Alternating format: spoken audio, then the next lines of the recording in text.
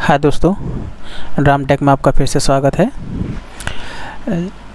जैसा कि आपको पता है कि सीबीटी एग्ज़ाम आईटीआई के स्टूडेंट का चल रहा है, तो उसी सीबीटी एग्ज़ाम से रिलेटेड इलेक्ट्रीशियन सेकेंड ईयर के लिए हम एक पुराना सीबीटी पेपर डिस्कस करने जा रहे हैं।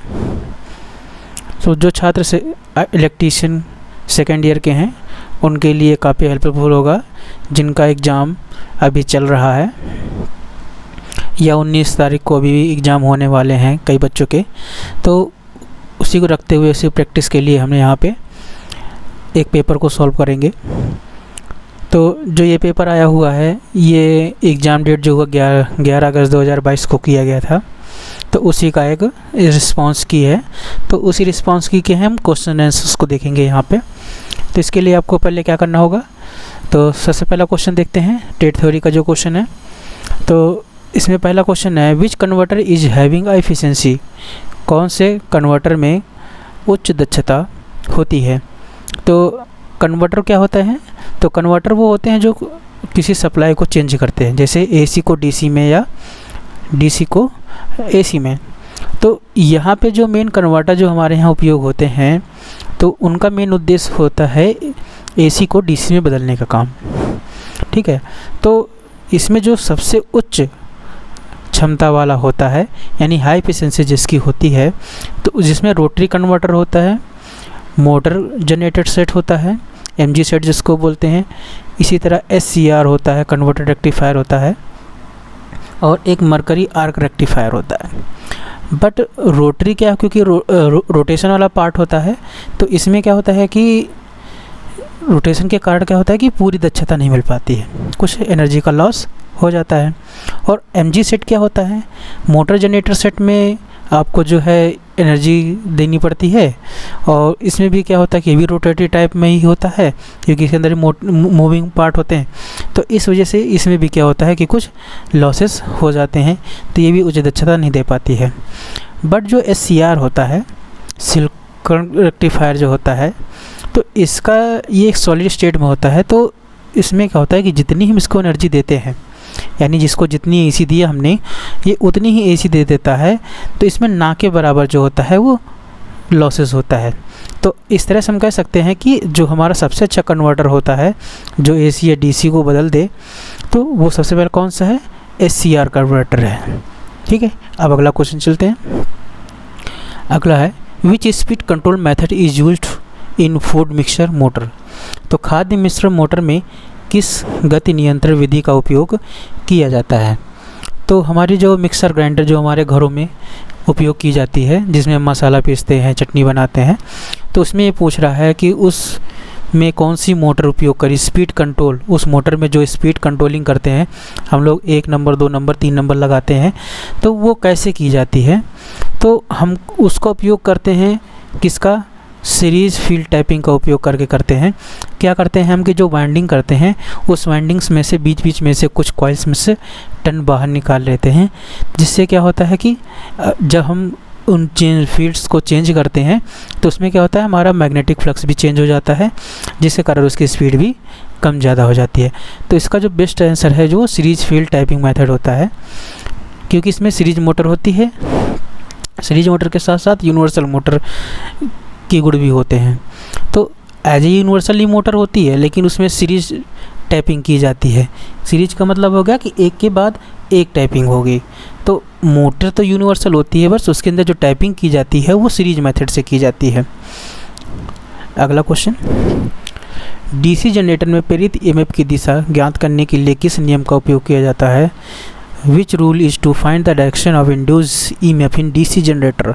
तो डीसी जनरेटर के अंदर जो है, जो प्रेरित विद्युत वाहक बल है या विद्युत वाहक है, उसे ज्ञात करने के लिए इसे कौन सा नियम होता है। तो उसका जो सबसे बेस्ट ऑप्शन होता है, फ्लेमिंग के दाएं हाथ का नियम होता है। ये हमेशा किसके लिए होता है, जनरेटर के लिए होता है। और फ्लेमिंग का जो बाएं हाथ का नियम होता है, फ्लेमिंग का जो जिसको बोलते हैं बाएं हाथ का नियम, ये किसके लिए होता है, तो जनरेटर के लिए, उस मोटर के लिए होता है। तो जनरेटर के लिए कौन सा होता है, फ्लेमिंग के दाहिने हाथ का नियम जो होता है वो जनरेटर के लिए होता है।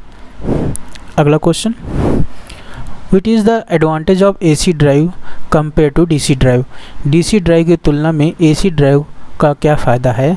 तो यहाँ पे हमें ये बताना है कि जैसे हमारी 3 फेज़ की मोटर्स होती हैं, ठीक है, 5 HP तक की जितनी मोटरें होती हैं उनको क्या करते हैं हम लोग डायरेक्टली AC से चला सकते हैं। तो ऐसी कंडीशन में ये बताना है कि जो DC मोटर्स होती हैं उनको हम क्या करते हैं AC मोटर के थ्रू भी AC सप्लाई के थ्रू चला सकते हैं। तो इसी सप्लाई को कन्वर्ट करने के लिए और कंट्रोल करने के लिए जिस हम डिवाइस को उपयोग करते हैं तो उसको AC ड्राइव बोलते हैं। तो AC ड्राइव से हम DC ड्राइव बनाना आसान होता है। तो इसलिए क्या होता है, तो इसका जो राइट आंसर होगा क्या होगा, स्थापना और चलाने की लागत कम आ जाती है, क्योंकि हमारे पास नेचुरली हमारे पास AC सप्लाई होती है, ठीक है। अब AC सप्लाई को हम डायरेक्टली VFD जिसको बोलते हैं, VFD वेरिएबल फ्रीक्वेंसी डिवाइस जिसको बोलते हैं, उसके थ्रू हम क्या करते हैं, कन्वर्ट करते हैं। कन्वर्ट करने के बाद उसको सीधे सप्लाई कन्वर्ट करके हम उसको चला सकते हैं DC में।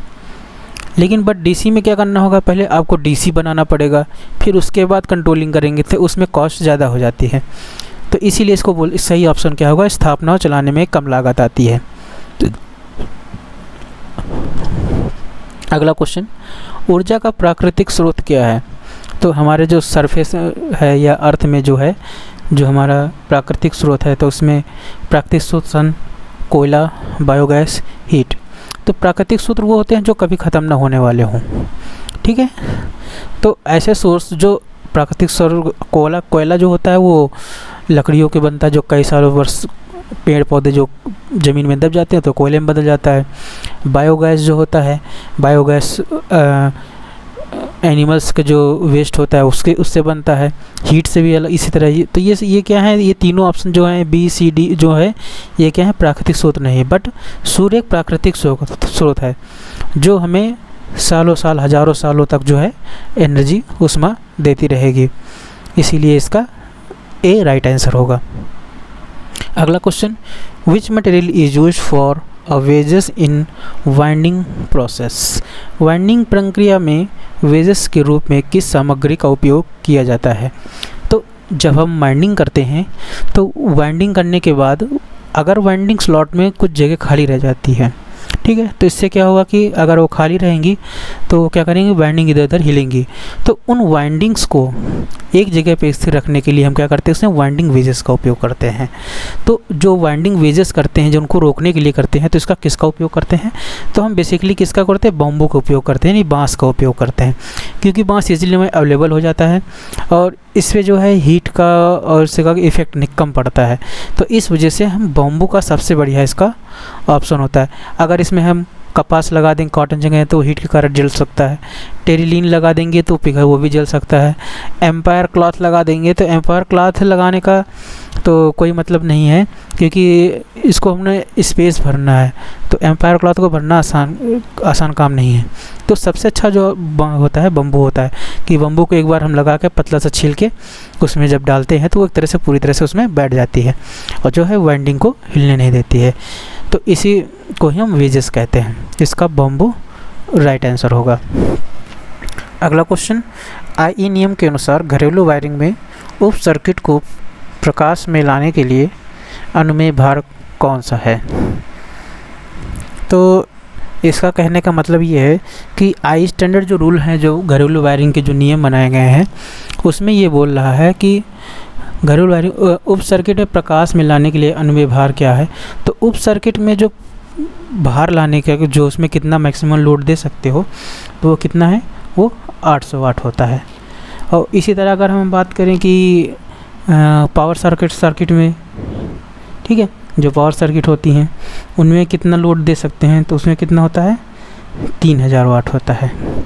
तो अभी यहाँ पे हमारे क्या प्रकाश लाइटिंग के लिए, वो लाइटिंग जिसमें आता है फैन लाइट आ जाते हैं, तो उस सर्किट में हम कितना मैक्सिमम लोड एक सर्किट में कनेक्ट कर सकते हैं, तो उसकी मात्रा कितनी होती है, 800 वाट होती है। अगला क्वेश्चन चलते हैं, 8वां question. What is the name of insulator use in overhead line. OH मतलब ओवर हेड लाइन्स होता है। तो ओवर हेड लाइन में किस इंसुलेटर का उपयोग करते हैं, इस इंसुलेटर का नाम क्या है। तो इस इंसुलेटर का उपयोग करते हैं हम, जिसको बोलते हैं हम लोग सेकल इंसुलेटर बोलते हैं। ठीक है, इस इंसुलेटर का उपयोग कहाँ करते हैं? सेकल इंसुलेटर करते हैं। इसका उपयोग करते हैं किसी भी मोड़ वाले स्थान पे मोड़ने के लिए किया जाता है। ठीक है, वायर्स को मोड़ने के लिए। अगला क्वेश्चन, व्हाट इज़ द नाम of part of DC generator? तो डीसी जनरेटर का ये जो पार्ट है इसका क्या नाम है? तो डीसी जनरेटर को देखिए आप, जो उसकी बॉडी होती है जहाँ पे हम क्या करते हैं, फील्ड वाइंडिंग करते हैं। तो इसी फील्ड वाइंडिंग टर्मिनल बॉक्स होता है जिसके अंदर सारे रोटर्स लगे होते हैं, एंड प्लेट लगी होती हैं, फ्रंट प्लेट लगा होता है। तो ये सारी चीज़ें किस पे लगाते हैं हम लोग? तो उसके बॉडी पे लगाते हैं। तो इसका जो बॉडी या फ्रेम जिसको बोलते हैं, या योग भी बोला जाता है इसको, तो इसका ए राइट आंसर होगा। अगला question, what is the name of line insulator? तो लाइन, ओवरहेड लाइंस में जब बड़ी बड़ी लाइन्स को पोल या टावर्स में कनेक्ट करते हैं तो उन टावर्स में कनेक्ट करने के लिए हम एक इंसुलेटर उपयोग करते हैं। तो उस इंसुलेटर को, जो इमेज बना हुआ वही इंसुलेटर है। देखा होगा आपने, जब बड़ी बड़ी लाइनें होती हैं, टावर्स होते हैं, उसमें देखिए लटकते हुए कुछ डिस्क टाइप में होते हैं। ठीक है, तो इन्हीं डिस्क, तो यही पूछा गया है यहाँ पे कि ये जो डिस्क टाइप इंसुलेटर ये जो बना हुआ है इसको हम क्या बोलते हैं? तो यहाँ पे इस लाइन इंसुलेटर को हम बोलते हैं, क्या बोलते हैं? Suspension type insulator. क्योंकि इसमें क्या होता है कि कई सारी डिस्क लगी होती हैं और उस डिस्क से नीचे, सबसे नीचे एक वायर जुड़ा होता है जो कॉन्टैक्ट वायर, जिसमें सप्लाई जा रही होती है। तो क्योंकि इसमें क्या होता है, सस्पेंशन क्रिएट किया जाता है, इस वजह से इसका नाम है सस्पेंशन टाइप डिस्क इंसुलेटर को बोलते हैं इसको भी। तो डिस्क इंसुलेटर अलग टाइप, डिस्क में क्या होता है कि वो सिंगल डिस्क होगी अगर वो होगा, लेकिन जब उसमें कई सारी डिस्क जोड़ दी जाती हैं तो उसमें क्या, उसको सस्पेंशन टाइप इंसुलेटर बोलते हैं। अगला क्वेश्चन, एक गैर पारंपरिक ऊर्जा स्रोत का कौन सा? Non conventional energy. तो नॉन कन्वेंशनल एनर्जी वो एनर्जी होती है जो कभी भी ख़त्म ना हो, जो हमें प्राकृतिक रूप से हमेशा मिलती रहे। तो ऐसे में, तो इसमें देखिए लिग्नाइट, संग्रहित पानी, चूड़ित कोयला, तो ये सारे क्या हैं कि लिमिटेड हैं, ये ख़त्म हो सकते हैं। बट सन रेज यानी सूर्य की किरणें जो हमारे कभी ख़त्म नहीं होगी, जब तक सूर्य रहेगा तब तक हमें ऊर्जाएं मिलती रहेंगी। तो इसीलिए ये किस कैटेगरी के अंदर, नॉन कन्वेंशनल एनर्जी की सोर्स कैटेगरी के अंदर आते हैं। तो अगला क्वेश्चन देखते हैं, वर्ग तरंग इन्वर्टर का उपयोग कहाँ किया जाता है? तो स्क्वायर वेव इन्वर्टर्स जो होते हैं हमारे बेसिकली यूज होते हैं कहाँ पे? वो सामान्य प्रकाश व्यवस्था के लिए उपयोग करते हैं। तो मेन इनका उपयोग जो है, हमारे जो घरों में इन्वर्टर होते हैं, तो इन्वर्टर में भी हम वर्गाकार तरंग इन्वर्टर वेव्स का उपयोग करते हैं। इसमें क्या होता है, हमारी आउटपुट फ्रिक्वेंसी, जो आउटपुट वोल्टेज है वो थोड़ी सी बढ़ जाती है, जिससे हमें परफॉर्मेंस अच्छी मिलती है। अगला क्वेश्चन, अगला है, why the AC drives are better suited with high speed operation? High speed operation के लिए AC ड्राइव बेहतर अनुकूल क्यों है? तो AC ड्राइव मैंने पहले भी बताया, पहले भी क्वेश्चन ऊपर आया था कि AC ड्राइव से फुल पावर जनरेट करने में बहुत आसानी होती है और इसमें कॉस्ट भी कम होती है, और जो इक्विपमेंट भी आते हैं वो भी सस्ते होते हैं। तो इसमें सबसे पहली बात यह है कि कोई ब्रश और कम्यूटेशन नहीं होता है। तो इसी वजह से कारण जो है कि हम AC ड्राइव को जो है हाई स्पीड ऑपरेशन के लिए बेहतर मानते हैं। ठीक है, अगला question, which is the main application of synchronous motor? Synchronous motor का मुख्य अनुप्रयोग कौन सा है? तो सिंक्रोनस मोटर का हम उपयोग लिफ्ट में नहीं कर सकते हैं, लिफ्ट में होता है एलिवेटर्स जिसको बोलते हैं। तो इस सिंक्रोनस मोटर का मुख्य अनुप्रयोग की बात हम करेंगे तो AC टू DC कन्वर्टर इसमें नहीं करते हैं, पेपर मिल रोल इसमें भी नहीं करते हैं, लिफ्ट में एलिवेटर्स में करते हैं। लेकिन सबसे अच्छा जिसको प्रैक्टिकल उपयोग किया जाता है सिंक्रोनस मोटर का, सबसे अच्छा जो उपयोग किया जाता है वो क्या करते हैं, हम ट्रांसमिशन लाइन में या पावर फैक्टर करेक्शन डिवाइस के रूप में करते हैं हम। इससे क्या होता है कि अगर हमारा कोई ट्रांसमिशन कोई फैक्टर पावर डाउन हो रहा है तो हम वहाँ पे सिंक्रोनस मोटर्स का उपयोग करके हम उसको फैक्टर्स को सुधार सकते हैं।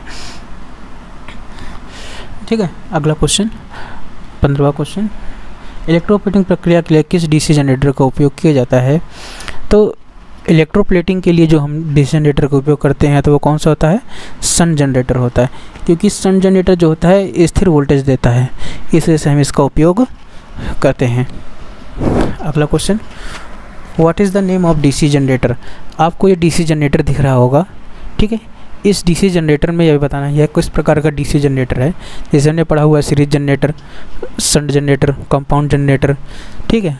अब लेकिन ये देखिए सीरीज भी है, सीरीज वाइंडिंग भी है, फील्ड वाइंडिंग भी है और आर्मेचर वाइंडिंग है। तो सीरीज तो होगा नहीं, शंट भी नहीं होगा। ये कौन सा है, कंपाउंड है। कंपाउंड में सीरीज, शंट और आर्मेचर तीनों चीज़ें हैं। लेकिन ये भी ध्यान रखना है कि इनके डायरेक्शन जो है शंट और शंट फील्ड और सीरीज फील्ड, इन दोनों के जो करंट का डायरेक्शन है, ठीक है, ये डिसाइड करेगा। तो अभी इसमें क्या है कि दोनों करंट क्या है, एक दूसरे के अपोजिट हैं। तो अपोजिट जब भी होते हैं तो वो हमेशा कौन से होते हैं, डिफरेंशियल कंपाउंड होता है। तो इसका जो राइट आंसर होगा वो डिफरेंशियल कंपाउंड जनरेटर होगा।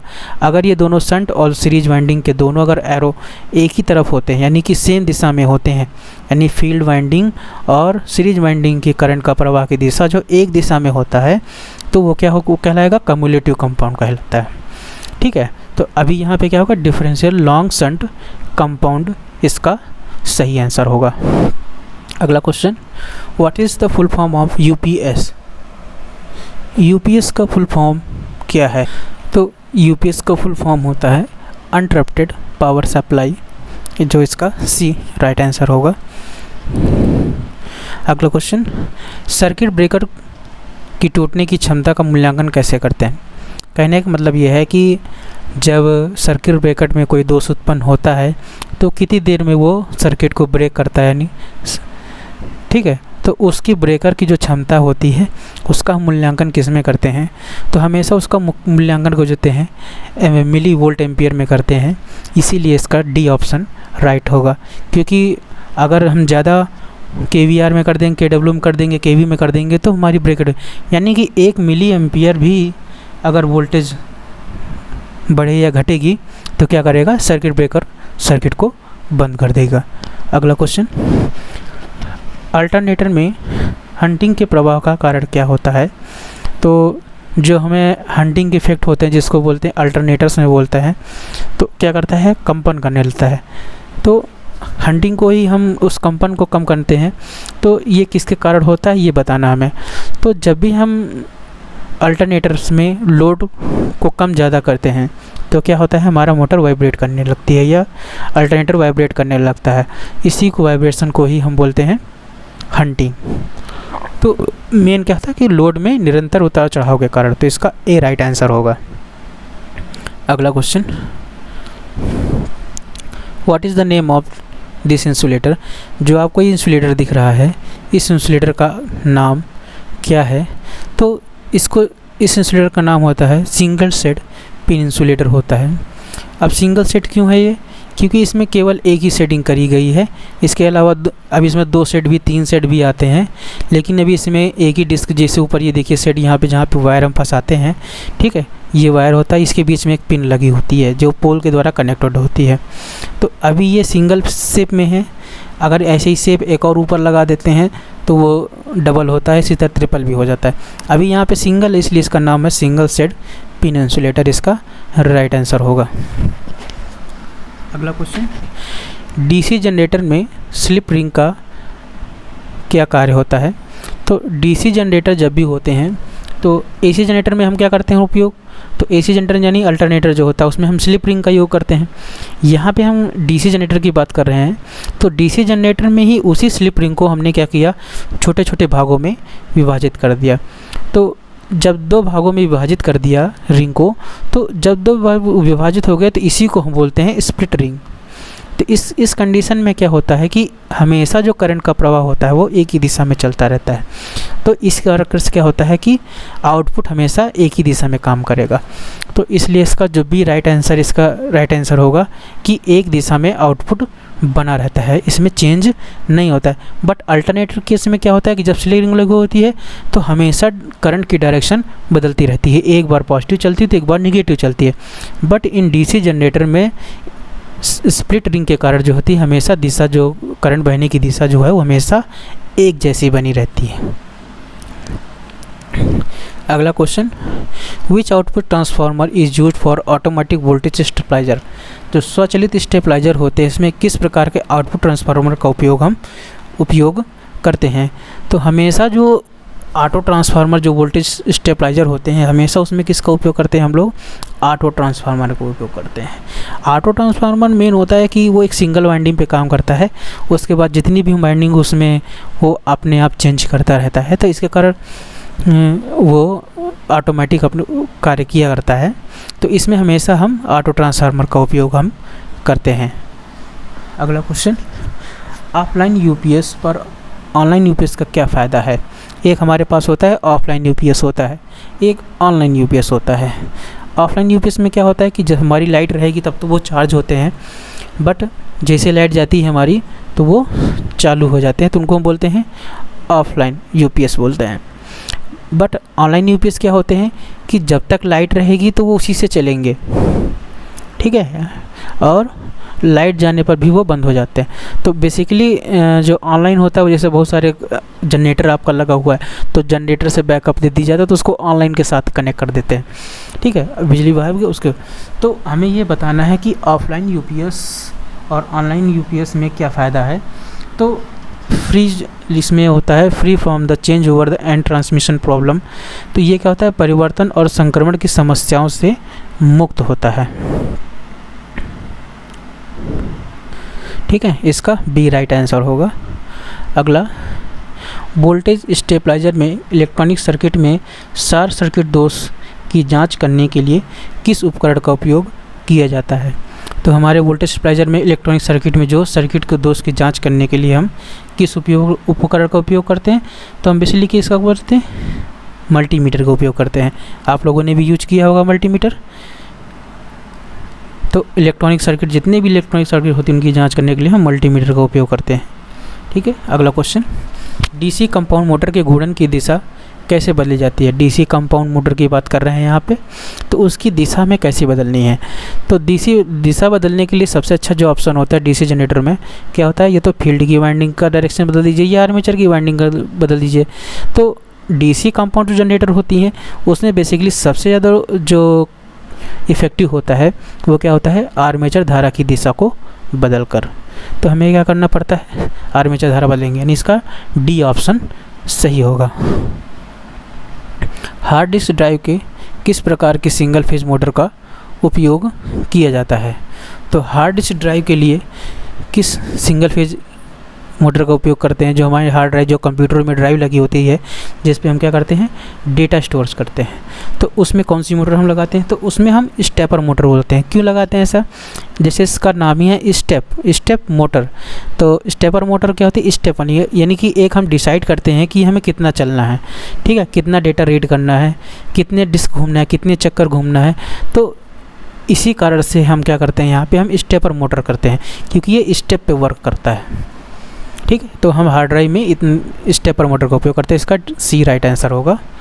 अगला, कर्तनी मशीनों के लिए यानी कि जो हमारी सीइंग मशीन है या कहते हैं उनको लेथ मशीन्स होती हैं, ठीक है, उनमें काटने के लिए जो कर्तनी मशीनें होती हैं किस प्रकार के डीसी मोटर का उपयोग करेंगे उसमें। तो उसमें हम लोग क्या करते हैं, कम्युलेटिव कंपाउंड मोटर का उपयोग करते हैं, ठीक है, जो सबसे बेस्ट मानी जाती है। अगला क्वेश्चन, स्टार्टर वाइंडिंग शॉर्ट और ओपन फॉल्ट का परीक्षण करने के लिए किस उपकरण का उपयोग किया जाता है। तो स्टार्टर वाइंडिंग शॉर्ट और ओपन करने के लिए कि हम किसका उपयोग करते हैं, आंतरिक ग्लाउरर का उपयोग करते हैं। तो आंतरिक ग्लाउरर का काम क्या होता है कि जब हम आर्मेचर को उस पर रखते हैं तो उसमें क्या कुछ मैग्नेटिक फ्लक्स बन जाता है। मैग्नेटिक फ्लक्स का कारण क्या होता है, जो कॉइल्स में फ्लक्स जनरेट होता है उसके कारण जो होता है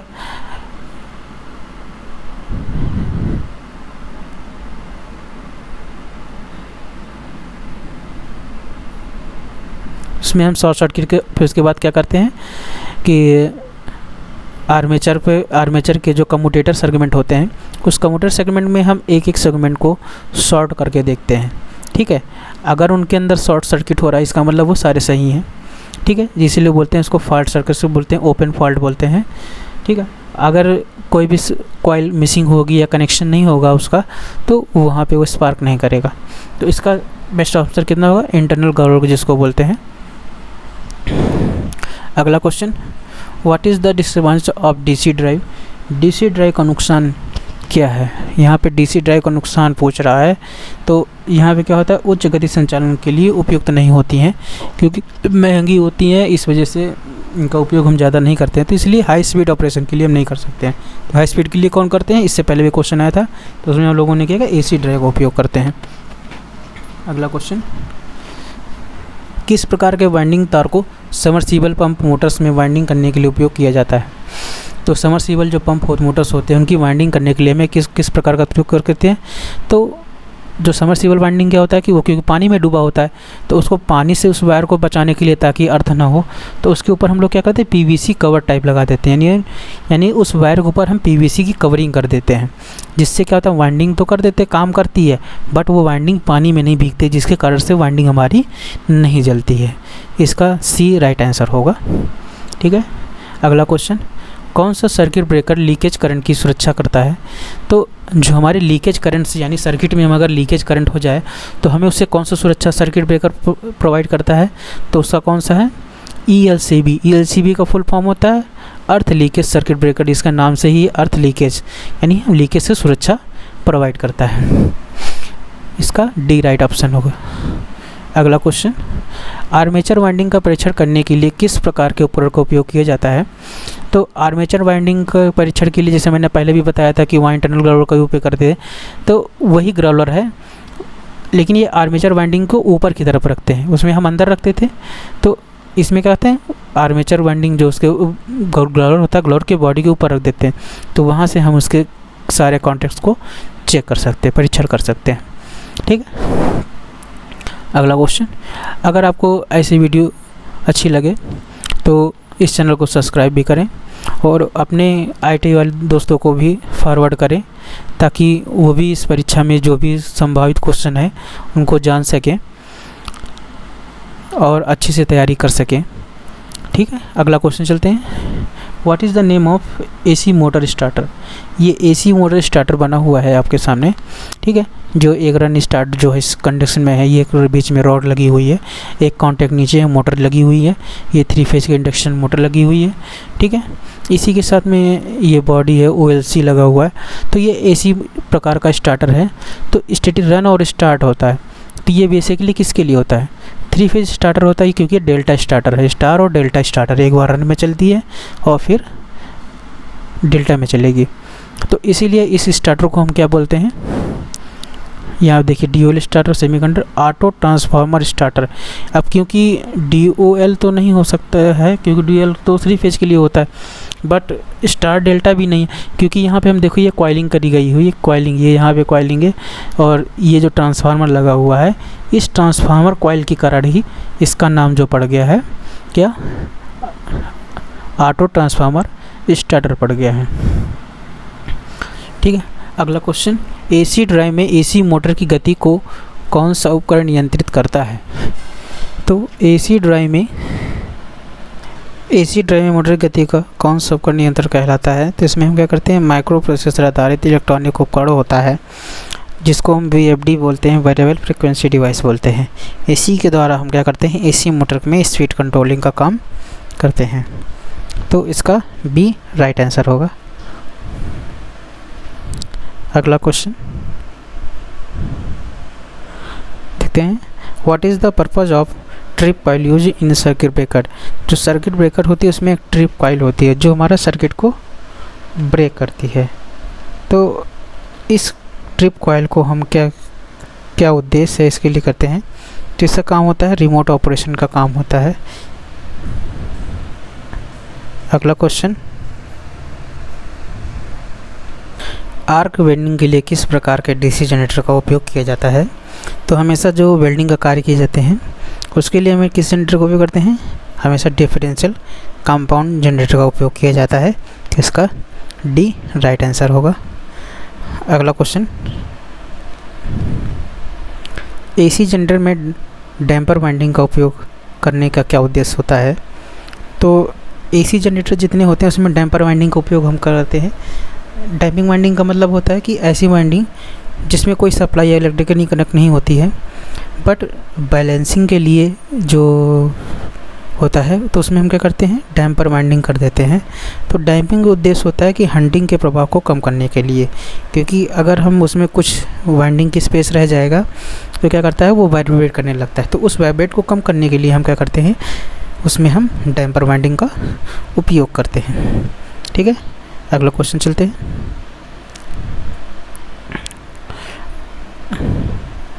व्हाट इज़ AC 3-फेज इंडक्शन मोटर की तुल्यकालिक गति करने का सूत्र क्या होता है? जो हमारी 3-फेज इंडक्शन मोटर है उसमें तुल्यकालिक गति जो है निकालने का सूत्र क्या होता है? सिंक्रोनस स्पीड जिसको बोलते हैं, सिंक्रोनस स्पीड की बात कर रहा है, तो 120 F/P होता है। तो इसका B जो होगा वो राइट आंसर होगा। अगला, अब यहाँ पे मैं टेट थ्योरी क्वेश्चन ख़त्म हो गए हैं। अगले जो है अब 6 क्वेश्चन जो चलेंगे वर्कशॉप कैलकुलेशन एंड साइंस के चलेंगे।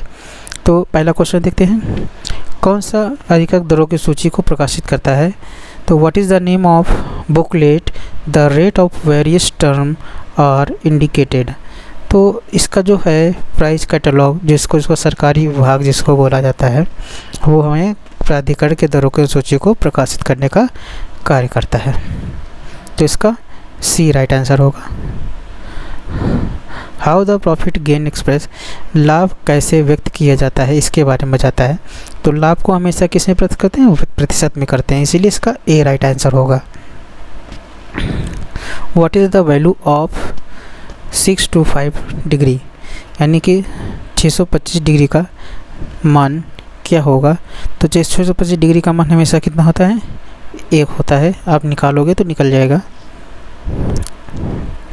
क्यों, कैसे होगा? 625 को अगर हम 360 के प्लस में जोड़ेंगे तो वहाँ से हम जोड़ेंगे, इसको तोड़ेंगे तो हमेशा इसका आंसर 1 ही आएगा। आप करके देखना, आ जाएगा आंसर। मशीन भागों में घर्षण को कम करने के लिए किसका उपयोग किया जाता है? तो मशीन भागों में घर्षण को कम करने के लिए किसका, स्नेहक को यानी लुब्रिकेंट का उपयोग किया जाता है। इसका B राइट आंसर होगा। अगला question, what is the extended form of A+B का होल स्क्वायर?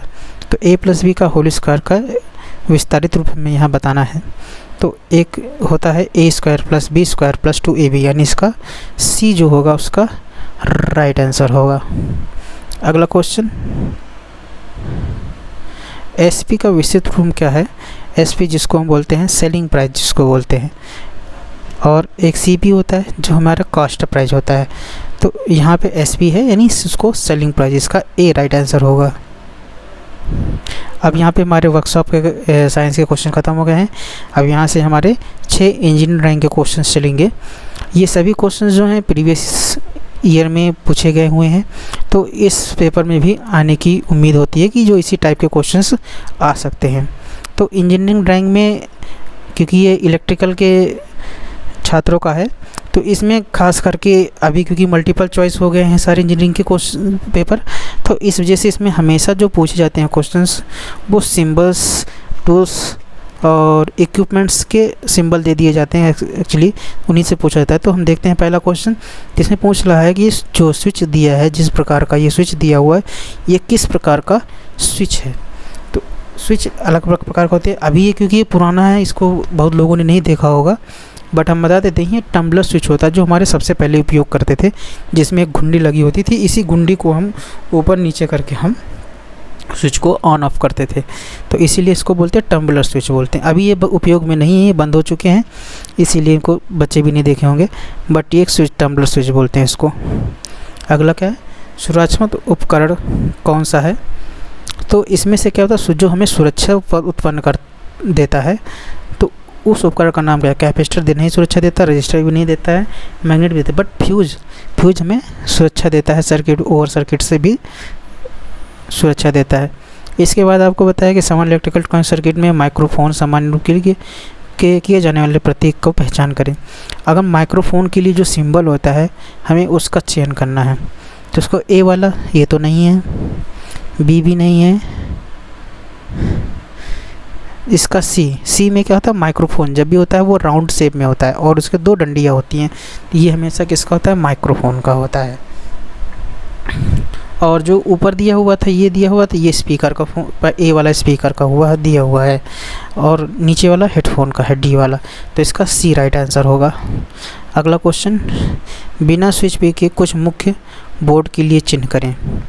बिना स्विच का, जो हमने इलेक्ट्रिकल वायरिंग सिंबल में पढ़ा था, तो इलेक्ट्रिकल वायरिंग सिंबल में जो बिना स्विच का फ्यूज बोर्ड होता है उसका सिंबल कैसे होगा, तो उसका जो सिंबल सही होता है इसमें ऑप्शन डी जो है इसका राइट आंसर होता है, क्योंकि जो बड़ा बॉक्स होता है जो आयताकार होता है ये फ्यूज का होता है, लेकिन उसके अंदर एक फ्यूज है ये बिना फ्यूज का होता है।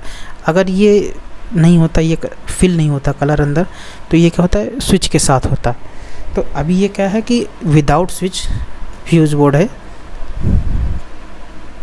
अगला question, what is not gate का फॉलोइंग पिक्चर क्या है। नॉट गेट का जो पिक्चर है वो कौन सा है, तो नॉट गेट का पिक्चर जो है, नॉट गेट यहाँ पे देखिए, तो इसका बी राइट आंसर, जिसमें केवल एक इनपुट होता है और एक आउटपुट होता है, ये हमारे नॉट गेट होते हैं। इसके अलावा आगे क्वेश्चन बढ़ते हैं। छठा क्वेश्चन, निम्नलिखित में से बटन होल्डर का नाम क्या है। जो बटन होल्डर जो दीवार पे लगा हुआ है, पाइप के थ्रू इधर लटकता होता है, इस पर होल्डर लगाते हैं, बल्ब लगाते हैं, तो इस होल्डर का नाम क्या है। तो हमारा एक क्वेश्चन जो पूछा था यहाँ कि बटन होल्डर कौन सा है, तो ये तो है नहीं बटन होल्डर। तो बटन होल्डर मतलब होता है जो दीवार पे लगते हों, ठीक है, ये बटन होल्डर, तो ये वाला क्योंकि लटकते हैं, तो इसका ऑप्शन तो बी दिया हुआ है, पर ये पेंडेंट होते हैं, ये बटन होल्डर नहीं है। क्वेश्चन एक बार देखते हैं हम। निम्नलिखित में से बटन होल्डर को पहचाने। बटन होल्डर की बात किया है इसने, तो ये केवल होल्डर हैं, तो इसका मेरे हिसाब से ऑप्शन सी होना चाहिए, बट इन्होंने जो राइट आंसर में दिया हुआ है वो बी दिया हुआ है, बी पेंडेंट होल्डर होता है। तो अगर आपको सामने आता है तो आप सी ही लगाइएगा। अगला एम्प्लॉयमेंट स्किल के क्वेश्चन होंगे, 25 क्वेश्चन यहाँ पे देखेंगे हम लोग। तो पहला क्वेश्चन देखते हैं, हाथों को कटने, जलने या हानिकारक तरल पदार्थों से कौन बचाता है। तो हम किसका उपयोग करेंगे, ग्लव्स पहनेंगे। ग्लव्स का उपयोग करके हम कटने, जलने से और हानिकारक पदार्थों से बच सकते हैं। अगला क्वेश्चन, मॉक इंटरव्यू कैंडिडेट में से किसके के लिए सहायता करता है। तो एक इंटरव्यू में प्रदर्शन करने का पूर्वाभास करने के लिए हम मॉक इंटरव्यू का उपयोग हम करते हैं, जिसमें हम रिहर्सल करते हैं कि मैं कैसे देना है। अगला क्वेश्चन, अनुपयुक्त संवाद किसे कहते हैं। Which one of the candidate to be a poor communication. Poor communication का संवाद जो है वो कौन सा है, तो संदेश स्पष्ट अस्पष्ट हो, यानी कि जो आप बोल रहे हैं वो स्पष्ट नहीं है, तो वो एक पुअर कम्युनिकेशन के अंदर आता है। इसका टी राइट आंसर होगा। अगला question, the condition is place that affect the behaviour and development of somebody और something is called environment. The candidate in the place the affect the behavior and development of the somebody of something is called, यानी कि किस behaviour के कारण, development कारण somebody को यानी किसी को अगर कोई समस्या होती है तो उसे इन्वायरमेंट कहते हैं। इन्वायरमेंट के कारण उसको समस्या होती है, तो इसका बी ऑप्शन राइट होगा। Complete the sentence with suitable describing word. There are apartments in my neighbourhood. तो इसमें जो फिल इन द ब्लैंक है उसमें बने होता है स्पीसीज, इसका सी जो उसका राइट आंसर होगा। अगला question, are the centre of any business. किसी भी बिजनेस के मुख्य केंद्र क्या होते हैं। तो किसी बिजनेस का भी मुख्य लाइनेंस नहीं होता, वर्किंग कैपिटल्स भी नहीं हो सकती, बैंक लोन भी नहीं होता है, सबसे जो होता है ग्राहक होता है, तो मुख्य केंद्र होता है। अगर किसी बिजनेस में ग्राहक नहीं होगा तो उस बिज़नेस का कुछ नहीं कर सकते हम, ठीक है। तो मेन केंद्र क्या है, ग्राहक हैं, तो इसका डी राइट आंसर होगा। अगला, मूल रूप से समान प्रकृति के कार्य करने के लिए नए कौशल को सीखना क्या कहलाता है। तो नए कौशल सीखना अप स्किलिंग कहलाता है, यानी अपनी स्किल को बढ़ाने के लिए किया जाता है, तो इसका ए राइट आंसर होगा। अगला, which one is the search engine, तो इसमें से हमें ये बताना है कौन सा सर्च इंजन नहीं है, सर्च इंजन है। तो गूगल एक सर्च इंजन है, फेसबुक एक सोशल मीडिया है, मैसेंजर सोशल मीडिया है, ट्विटर भी सोशल मीडिया, बट गूगल जो है वो हमारा सर्च इंजन है जो हमारे इंफॉर्मेशन जो है शो करता है। ठीक है, अगला question, table, wire, socket, cable, hammer, nail, ETCR। तो जो टेबल इसको क्या है, ये सारे किस प्रकार के वर्ड है, एक्शन वर्ड तो है नहीं, डिस्क्राइबिंग वर्ड ये भी नहीं, किसी चीज़ डिस्क्राइब कर, प्रोनाउंस ये है नहीं, तो ये है क्या, नेमिंग वर्ड्स हैं जो किसी चीज़ के नेम हैं। अगला क्वेश्चन, किसी वेबसाइट में आइडिया बैंक है, आप देश के सामने आने वाली कई समस्याओं की सूची कहाँ पा सकते हैं। तो इसका है स्टार्टअप इंडिया में हम उपयोग कर सकते हैं कि जो हमारे देश में समस्याएं चल रही हैं, आइडिया बैंक होता है, यानी कि नए नए लोगों की नई नई सोचें होती हैं, तो वो हमें कहाँ मिलेगा, स्टार्टअप इंडिया पे मिलेगा। याहू गूगल पे भी मिलेगा, सर्च करना पड़ेगा, लेकिन ये कैटेगरी जो मिलेगी आपको स्टार्टअप इंडिया के अंदर ही मिलेगी। अगला क्वेश्चन, एक कंप्यूटर को दूसरे कंप्यूटर से डेटा प्रदान करता है उसे हम क्या कहते हैं। तो एक कंप्यूटर से दूसरे कंप्यूटर तक जो डेटा का आदान प्रदान करता है उसे हम बोलते हैं सर्वर। तो इसका डी राइट आंसर होगा। अगला, travelling is the C is called age. तो इसका वयोगे इसका सी राइट आंसर होगा। अगला question, complete the sentence with suitable describing word, it is a neighbourhood. तो कंप्लीट द सेंटेंस को कंप्लीट करें, तो इसमें क्या होगा, डिस्क्राइबिंग वर्ड इज तो इसमें क्या होगा, सेफ, इसका डी राइट आंसर होगा। अगला, in face to face communication word account for. तो आमने सामने संवाद में शब्दों का महत्व क्या है।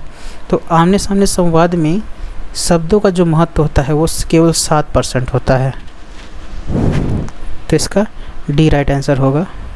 अगला, अपने आप के एक त्वरित सारांश को हम क्या कहते हैं, a quick summary of your self is called an elevator pitch, जिसको बोलते हैं। तो इसका ए राइट आंसर होगा। अगला क्वेश्चन, तनाव क्या है, stress, what is the stress. तो स्ट्रेस क्या है, वो निराशा या दुख की भावना होती है जो हमें किसी काम को करने में से मना करता है, इसकी फीलिंग से हमें दूर करता है। तो इसका ए राइट आंसर होगा। अगला क्वेश्चन, तो फिल इन द ब्लैंक करना, पास्ट टेंस वर्ब यहाँ पे फिल करना है। तो सेंटेंस है, आई अ मूवी यस्टरडे। तो यहाँ पे क्या होगा, I watched a movie yesterday. तो इसका ए क्या होगा, राइट आंसर होगा, क्योंकि ये पास्ट टेंस में है। Question 18, which one is done in a interview. Interview में कौन सा नहीं है। तो इंटरव्यू में क्या होता है, देर से क्या जा सकते हैं, नहीं जा सकते हैं। डू होमवर्क होता नहीं इसमें। कीप योर आई कांटेक्ट बनाना ज़रूरी नहीं है। लिसन एंड रिस्पॉन्स ये भी नहीं है। बट इसमें से नहीं करना चाहिए क्या, हमें लेट नहीं पहुंचना चाहिए, देर से नहीं जाना चाहिए, बट होमवर्क करके आना चाहिए। होमवर्क का मतलब ये हो गया कि जिस इंटरव्यू देने जा रहे हैं उसके बारे में पूरी जानकारी होनी चाहिए। कीप आई कांटेक्ट, यहाँ पे हमें क्या करना है कि जब भी आप इंटरव्यू देंगे तो इंटरव्यूअर से आपको आई कांटेक्ट बना के रखना है। एंड लिसन एंड रिस्पॉन्स, और जो वो कह रहा है उसको सही से सुनेंगे और उसके सही क्वेश्चनों को जवाब देंगे सही से। अगला, communication that involves including the information without use the word is called. शब्दों के उपयोग के बिना सूचनाओं का आदान प्रदान होने वाले संवाद को हम क्या कहते हैं। तो शब्दों को तो हम क्या करते हैं, नॉर्मल ऐसा संवाद की जो हम कम्युनिकेशन की बात कर रहे हैं जिसमें क्या है कि हम कुछ शब्दों का उपयोग ना करें, बस नॉर्मल ऐसे बात करते रहें, तो उसको बोलते हैं नॉन वर्बल कम्युनिकेशन बोलते हैं, जिसमें हम नए शब्दों का उपयोग हम नहीं करते हैं, केवल नॉर्मल शब्दों का उपयोग ही करते हैं। अगला, which is not an act entrepreneurship. कौन सा एक उद्यमिता का कार्य नहीं है। तो नवाचार उद्यमिता का एक कार्य है। राष्ट्र की आय बनाना ये भी उद्यमिता का एक कार्य है। अधिक रोजगार सृजन करना ये भी एक उद्यमिता का कार्य है। बेरोजगारी का सृजन करना तो क्या उद्यमिता करने से क्या बेरोजगारी हो सकती है? नहीं हो सकती, क्योंकि सारे लोग एम्प्लॉय हो जाएंगे। तो इसका डी राइट आंसर होगा।